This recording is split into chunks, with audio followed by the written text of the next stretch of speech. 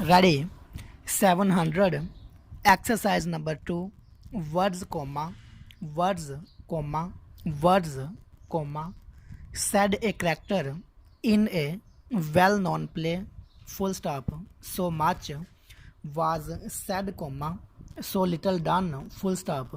In a way, comma, our life is made up of words. Full stop. It is through words that we give expression to our ideas, and through words that we can keep in touch with other people.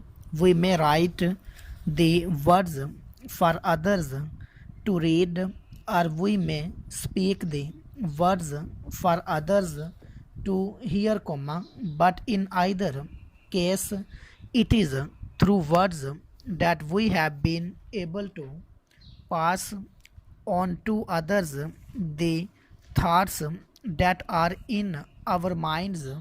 Next para. Are words quite necessary to a highly developed state of thought? Interrogation. Are they necessary for the development of man to a state of increased knowledge and comfort? Interrogation. Can we, comma, indeed, comma, think without words?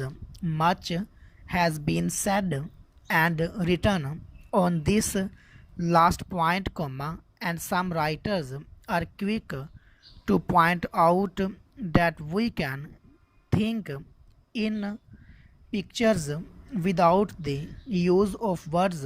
Others believe that our thoughts are dependent upon words, that we do not think of the thing itself but of the words representing the thing. Certainly, comma, if we stop at any moment and ask what was I thinking of then? Interrogation, we find that we have been using words in our thoughts. Next para. The use of words is one great difference that sets man apart from other animals.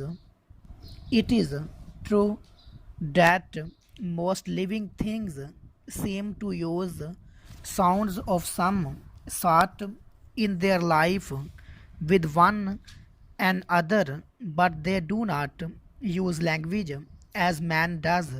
So far as we can judge from historical records, man continued in a very early state of development until he began to speak with the use of words. He developed more quickly, and when he learned to write down the words, his development increased at a very great rate. The written word seems necessary for the wide development of a people. With the written words, ideas can be passed on quickly, and knowledge, comma, won by experience and hard work, comma, can be passed on to others who can then use the knowledge for their own purposes. Full stop.